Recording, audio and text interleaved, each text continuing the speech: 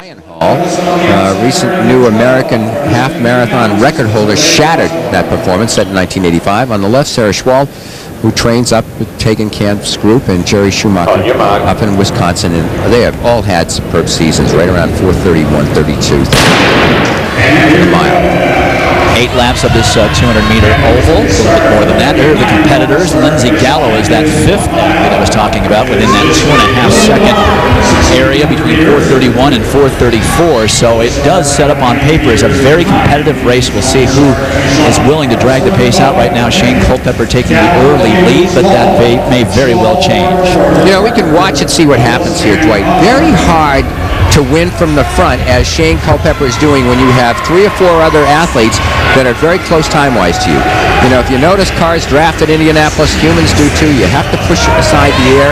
It actually takes several percentage points of your energy to do that, and it's very hard to win wire to wire when you're not far and away the best talent in any race.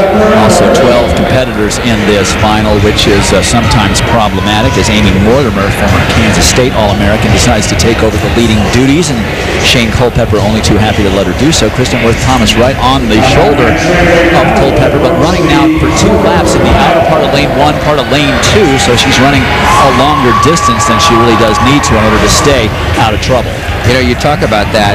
Everybody at home, you can kind of watch and see where these ladies are running. If you're in the edge of lane 2, and you're not running in the inside lane, you're running about another 2 feet of extra distance out there. If you're 4 feet out from the edge of the track of where somebody runs, and you're running in lane 2 much of the race, you're going to run almost an extra 17 yards in the whole race. It makes it doubly difficult to win if you're not tucked in behind someone and running on the inside. Not such a great proposition just to stay out of trouble and stay out of the box, but still this group is a little more tightly bunched, and we have seen a lot of athletes go down, as we just now did see Sarah Hall go down, and that's a difficult thing to recover from and get your rhythm back. And she was one of the athletes we mentioned among the top 5 who have run that well, of having run. She ran 4:32 earlier this year for the mile indoors, and it essentially will take her out of this race.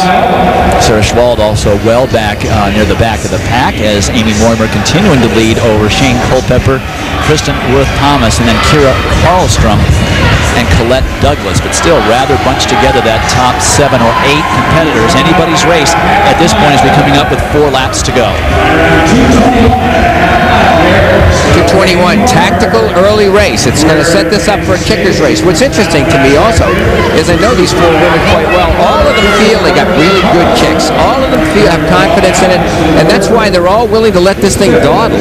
And the big question is, who has the most speed in the last two laps of this, or 1 lap of this race? And Kristen Worth Thomas continues to run this race on the outside of lane 1, edge of lane 2, so she's been pushing her aside with no one to block it for her. Amy Mortimer doing the same. So Shane Culpepper, the veteran, 33-year-old mother of 2, really running smart this whole way. She's in a position now that she's on the outside edge of 1, so it's going to make Kristen Worth Thomas run even further. Now Culpepper going to make the move. She anticipated that Kristen Worth Thomas was thinking about the same thing, and now Culpepper is engaged. She is going to dictate the pace from here on in. She told me, she said, I'm more fit than I was when I ran 4:31 last month in Boston, which was a personal best, done more speed work, and she's got a good kick, the 2004 Olympian at the 5,000-meter distance. So watch Worth try and gain on her. Less than 2 laps remaining now, and it's Culpepper and Kristen Worth Thomas. Thomas working much harder, much the way we see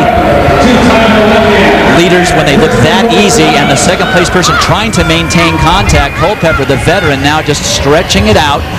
Now she's allowing Kristen Worth Thomas maybe to get a little bit back into it as we're coming up to the bell lap. Sarah Schwald is leaving a lot of distance to try and make up. She is now moving up on the outside. There she is in 3rd. She's run right with these ladies all this year, but she left a huge gap here to try and catch up with Culpepper. And you can tell by the look on her face, Kristen Worth Thomas just trying way too hard. Sarah Schwald may very well pass her for second, but no one's going to catch Shane Culpepper. She's been in full flight for the last lap and a half, looking very good, very smooth. That extra speed work in this last 4 weeks since the Reebok Boston Indoor Games has certainly served her well. Schwald coming up trying to get second, but it's all Culpepper. She comes down the finishing straight. Shane Culpepper running close to her personal best time from 4 weeks ago, wins the national championships in the Nike Mile. Sarah Schwalb does pass Kristen Worth Thomas for second.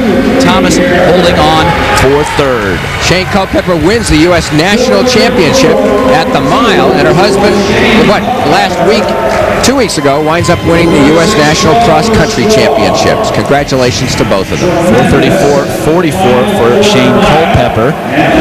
So she wins the national title here in Boston, and it was 4 weeks ago where we saw her debut her indoor season. She was very happy with her result. Shane Culpepper winning it over Sarah Schwalb, and Kristen Worth Thomas finishing third.